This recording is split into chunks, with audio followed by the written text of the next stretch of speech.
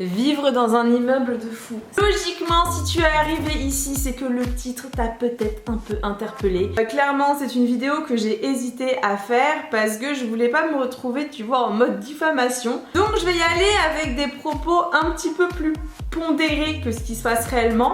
Donc tu peux multiplier mon propos par 4. Allez, on y va, c'est parti, on attaque le sujet, on remonte ses manches. Concrètement, tu vas avoir 4 anecdotes de malade mental. Et en gros, la première anecdote, tu vois, on va parler un petit peu de nudité. La deuxième anecdote, on va parler de jet d'eau. Tu vois, je te dis ça, je te dis rien, en mode c'est la piscine municipale. La troisième anecdote, là, tu vois, on va parler embrouille. Et la quatrième anecdote, on va parler, tu vois, de rencontres, de love, de comment le destin peut faire que... Voilà. Donc je dis ça, je dis rien, accroche-toi, cette vidéo va être très mouvementée. Donc si tu es motivé à écouter toutes ces anecdotes, n'hésite pas à me lâcher tout de suite le petit pouce vers le haut, ça me fera extrêmement plaisir puisque tu sais que pour moi, je vois grâce au pouce si tu as kiffé ou pas la vidéo. Et puis comme ça m'encouragera peut-être, tu vois, à te faire d'autres story time. Parce qu'en vrai, là, je vais te parler de 4 anecdotes, mais sur mon immeuble là, mais j'en ai pas 4 à te raconter, je pourrais passer ma life. Il y a eu au moins 20 faits de dingue que je pourrais te raconter, mais on va y aller progressivement, tu vois. Par quoi je vais commencer? Donc faut savoir que ça fait à peu près 2 ans que je vis ici et depuis clairement le mois de décembre, non même avant, depuis le mois de novembre, c'est la folie. Et je ne vous parle pas de ce qui s'est passé pendant le confinement. Alors la première histoire un petit peu abracadabrante qui m'est arrivée ici, où j'ai été extrêmement surprise. Vas-y viens, je t'embarque, tu vas voir exactement où ça s'est passé. En fait c'est un truc avec une voisine, si on la croise, on est mal les gars, préparez-vous, il va y avoir de l'action, on y va. Je viens de trouver ce petit papier devant ma porte, donc nous allons aller voir le gardien. Donc je vais vous montrer où s'est passée la première histoire et je vais vous raconter l'histoire devant la porte. Si la personne sort... En gros, je rentre dans l'immeuble, l'ascenseur était en panne pour la énième fois et en fait j'arrive ici et là il y a une dame qui sort. Et genre elle me fait tu vas où? J'ai trop peur qu'elle sorte. Donc je lui dis oui bonjour madame. Elle fait tu vas où? Je fais pardon? Elle fait tu vas où? Alors je dis bah je rentre chez moi. Elle me fait non tu rentres pas chez toi, en haut c'est chez moi. Je fais mais comment ça en haut c'est chez vous? Je loue un appartement, c'est là-haut. Là elle sort de chez elle, elle m'attrape par le bras et elle me dit sûrement pas, je vais appeler la police. Là-haut c'est chez moi, t'as pas à aller là-haut. Mais moi j'étais choquée, je lui ai fait mais attendez mais je comprends pas, c'est pas du tout chez vous, je vais chez moi et tout. Je savais plus quoi faire et en fait j'ai réussi à retirer mon bras et à partir tout doucement, je vous jure, j'ai eu trop peur. Et la deuxième chose, mais là qui est un peu plus triste en fait avec cette dame que j'ai compris après, c'est qu'en fait elle sort des fois de temps en temps. Donc la deuxième chose qui est un petit peu plus triste quand même, c'est que en fait elle sort parfois à poil. C'est-à-dire que la nana, elle sort à poil. Donc là, on a de la chance. Elle n'est pas sortie. Vous remarquerez quand même que je brave le danger pour vous. Donc maintenant, nous allons aller chercher le colis chez le gardien. Tu vois cette petite boîte, si tu restes jusqu'à la fin de la vidéo, je te l'ouvrirai. Je n'arrête pas de pleurer à cause du pollen. Je sais pas si vous êtes allergique ou pas au pollen, mais c'est une vraie tannée ce pollen. Donc c'était la première anecdote. Je vous avoue que j'ai flippé, j'avais trop peur qu'elle sorte parce que là elle serait sortie, mais je sais pas comment j'aurais réagi parce que je pense que malheureusement, en fait c'est une femme âgée et qui est tout simplement devenue sénile et voilà. Et c'est vrai que c'est un peu choquant parce que moi quand elle m'avait attrapé le bras, mais elle avait été franchement limite méchante et je savais pas comment réagir parce que c'est une personne âgée. Donc de toute façon, qu'est-ce que tu veux dire à une personne âgée? Tu ne peux que être gentil, l'apaiser et essayer de te défaire, mais je peux vous assurer que même si elle est très mince, cette personne âgée, elle avait une sacrée poigne, hein. Voilà, j'ai bien ressenti la force en mode non, tu n'iras pas chez moi. En même temps, qui voudrait qu'on aille chez elle. Donc on passe à la deuxième anecdote et donc là l'anecdote des ouvriers. Et là clairement, si tu me suis sur Instagram, Amy Makeup Pro pour ceux qui ne me suivent pas encore, eh bien tu sais que je pète les plombs total avec les ouvriers. Les mecs à partir de 7h45 du matin, quand c'est pas 7h, ils arrivent et ils foutent mais un bordel au point que il y a 2 jours j'ai pété complètement les plombs. Faut savoir que depuis le mois de novembre, c'est la catastrophe ici. Tu entends ce genre de bruit, donc je vous laisse écouter l'extrait. Non mais je péter les plombs là en fait, je sais.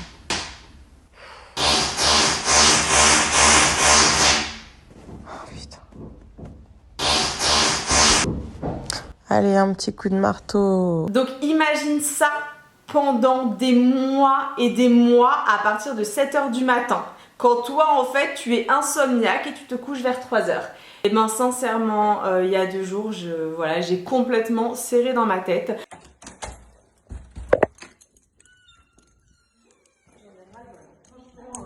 Là j'en ai vraiment ras-le-bol. Moi j'ai pas dormi, je me suis à 3h30 du matin, c'est quoi ça? Moi c'est plus un immeuble, c'est un zoo en fait. Ouais, c'est ici là? Moi là j'en peux plus. Hein. C'est ça. Ah non, c'est bon, c'est ras-le-bol. Là franchement j'en peux plus, ça fait depuis le mois de décembre. On est en travaux en permanence, je travaille de nuit, je peux plus dormir, vous en avez pour combien de temps? C'est juste pour savoir parce que là moi je... On vient d'arriver aujourd'hui. Ouais, mais je sais, mais en fait, ce brouillard, si vous voulez, c'est plus vivable, quoi. Moi, je peux plus. Je fais plus. Bah, appelez-le, parce que moi, je vais au syndic. Là, franchement, regardez, depuis le mois depuis le mois de novembre, je suis calme normalement, mais là, je fais les plombs. Je peux plus travailler, je peux plus dormir, je peux plus rien faire. Là, c'est horrible. Là, j'ai l'impression que vous êtes chez moi. Vous faites en train de faire. Ah, je me plains plus. C'est tous les jours, enfin, regardez, ouais, partout, ils sont tous en travaux, ils sont en chantier. Et oui, j'ai filmé ma colère parce que je me suis dit que si jamais ça partait en vrille, au moins j'aurais une preuve. Parce que c'est vrai qu'à un moment, quand tu pètes les plombs, tu sais jamais trop à qui t'as affaire, comment ça va se finir. Et pour tout vous dire et aller encore plus loin là-dedans, 2 semaines avant que moi je pète les plombs, on était le samedi 8 mai, donc c'est la victoire de 1945, pour ceux qui ne savent pas pourquoi le jour était férié. Et en gros, les mecs, ils ont commencé à faire leurs travaux à 7h30. Mais quand je te dis travaux, c'est même pas... Je sais pas en fait, le mec il est carrément en train de refaire, on dirait, l'immeuble. Et tellement ils ont foutu le bordel que la voisine a complètement pété les plombs et elle a fait intervenir la police. Et là, ils ont pris quand même plus de 275 € d'amende, si je me trompe pas. Donc si vous voulez, c'est hallucinant parce que les problèmes de voisinage, tu sais pas trop comment les gérer parce que t'as beau au départ être gentil, tu subis, puisque là je vous parle pas de 1 ou 2 journées, hein, je vous parle d'une continuité. Parce que là, les nuisances sonores, c'est depuis le mois de novembre, nous sommes quand même au mois de mai. Ça fait 7 mois, vous imaginez, 7 mois que je vis ce cauchemar, mais il n'y a pas que moi, c'est vraiment...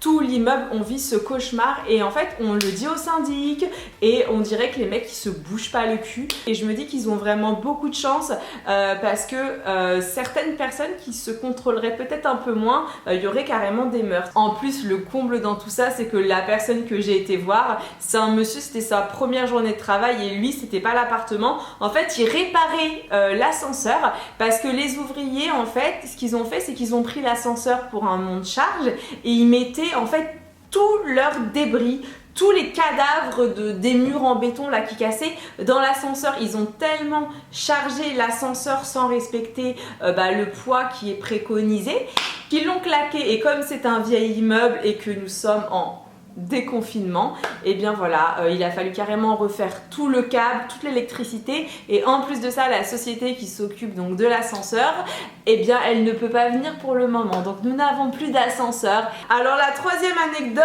c'est une anecdote qui est quand même un petit peu plus légère, un petit peu plus drôle. Ah non mais franchement ça c'est chaud. En gros c'était pendant le confinement et là j'entendais en fait du bruit dans la rue parce que forcément c'est aussi extrêmement mal insonorisé et c'était des cris d'enfants, vous voyez, qui jouaient et tout, mais c'est vrai que quand t'as envie de te reposer, que t'entends des enfants hurler tout le temps, au bout d'un moment, voilà, tu as une sensibilité au bruit qui est un peu compliquée, surtout quand le matin tu t'es fait réveiller par les bruits de travaux. Et en fait, là, mais choquée, ça commence à hurler, j'entends un papa qui gueule en mode qu'est-ce que tu fais toi machin, je fais mais qu'est-ce que c'est? Et en fait je suis allée voir et il y a l'immeuble en face du mien, le mec a pété les plombs, il a branché son jet d'eau sur son arrivée d'eau, je pense que c'est sur son lavabo, il a mis à fond les gaz et il a arrosé toute la rue. Ça veut dire que les gens genre ils couraient, ah comme ça dans la rue. Et genre, il y a un mec, il a serré quoi. Mais je me suis dit, moi, tu m'arroses comme ça avec ton jet d'eau, mais moi, je t'attends au pied de ton immeuble, j'attends que tu descendes, j'attends que quelqu'un m'ouvre la porte et je vais te voir. Il a aspergé tout le monde. Donc en gros, c'était la piscine municipale dans ma rue. Alors je sais pas si vous arrive des histoires comme ça au niveau de votre immeuble, au niveau de votre maison, enfin là où vous habitez, mais n'hésitez pas à me le dire dans les commentaires parce que je me sentirais moins seule. Franchement, j'en suis à me poser la question que est-ce que c'est moi qui porte la poisse au lieu ou est-ce que j'ai pas de chance quoi, ou est-ce que peut-être éventuellement les gens deviennent fous. Mais voilà, n'hésitez pas à tout me raconter dans les commentaires parce que comme vous le savez, j'adore vous lire et moi ça me fait chaud au cœur de voir que voilà, je suis pas toute seule dans cette merde. Donc maintenant, on va passer à la 4e anecdote. Et alors là, qu'est-ce que je vais vous raconter comme anecdote? Parce qu'en fait, j'en ai plein, tu vois. Donc là, c'est vraiment la rencontre un petit peu mythique. Et je te rappelle au cas où, si tu tiens pas jusqu'à la rencontre, que tu as cette boîte qui va être ouverte à la fin. Donc là je suis en plein live toujours sur Insta, c'était pendant le confinement et il y avait un tel bordel que d'un coup en plein live on entend un bruit de fou et c'est que tellement en fait les ouvriers ils tapaient sur le mur que vous savez mon bol à couvert, attendez je vais vous montrer, on va aller dans la cuisine. Tu vois je te l'ai dit hein, que cette vidéo elle allait être mouvementée mais comme ça tu vois tu peux bien imaginer le truc. En gros tu vois mon plan de travail, donc mon manège à couvert qui était là. Je vais être à peu près là. Tellement en fait il tapait fort ici, ça tapait comme ça. Et genre tellement ça a tapé, moi j'étais en plein live que le manège, bing, il s'est éclaté au sol. De là très clairement je décide d'aller taper chez la voisine. J'arrête même pas les lives, je leur dis attendez je sors. Et là je tape et tout, le mec il n'entend pas. Tellement il faisait du bruit, il n'entend pas. Donc je tape, il n'entend rien. Donc de là on y va au chassé, hein, on y va au coup de pied, on n'a pas le choix. Je reviens jusque devant ma porte, le mec sort, mais j'étais pas prête. Un beau gosse de ouf. Et puis un deuxième monsieur sort aussi.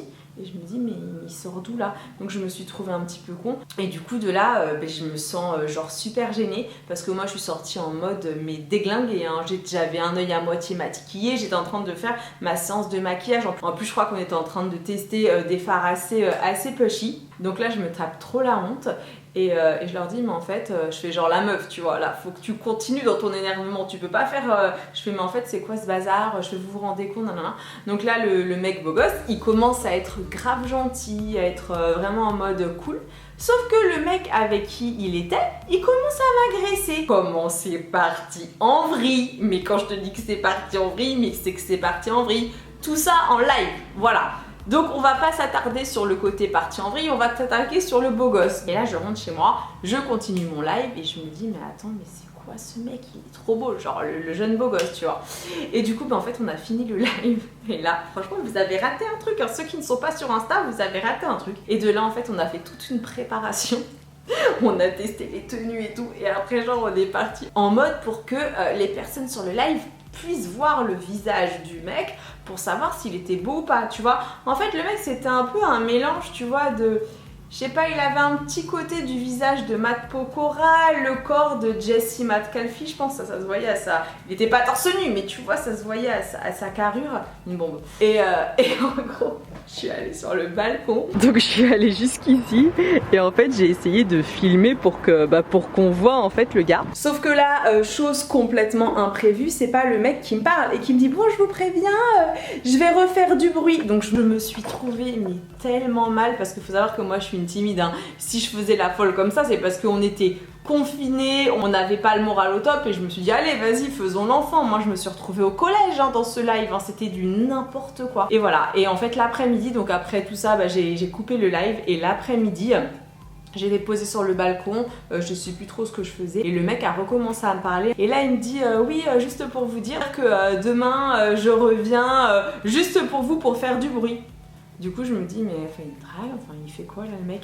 Et là je lui dis non mais c'est pas contre vous, c'est juste que c'est extrêmement difficile, on est confinés et dès le matin il y a du bruit, ça dure depuis des mois. Et là il me dit bah je vous cache pas que moi aussi là je préférais être avec ma femme et ma fille plutôt que de venir travailler. Et là je me suis dit ah bah merde, le mec il a quand même une femme et une fille. Donc autant vous dire qu'à partir de ce moment là l'affaire était pliée, j'avais même plus envie de le calculer, j'étais dégoûtée. Donc voilà, le beau gosse était pris. Par contre je retiens quand même une chose hein. Le mec m'a dit je reviens le lendemain juste pour vous.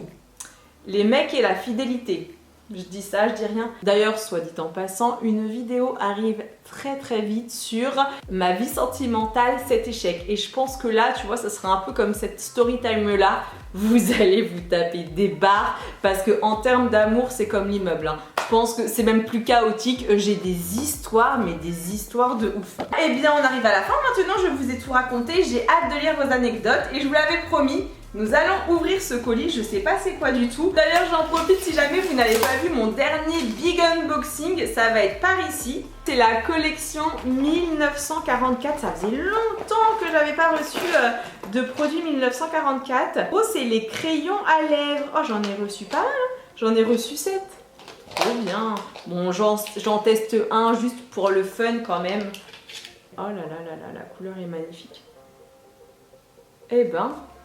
Ah, elle est trop belle. Bon, et bien je pense qu'une vidéo crash test rouge à lèvres devrait bientôt voir le jour. Franchement, en ce moment, je suis tellement, comment vous dire, motivée. Ça me fait tellement du bien, voilà, d'être revenue sur YouTube. Après quand même pratiquement 2 ans d'absence ou de moments où je venais et où je partais. Et là, c'est vrai que depuis le 8 mars, je suis à fond.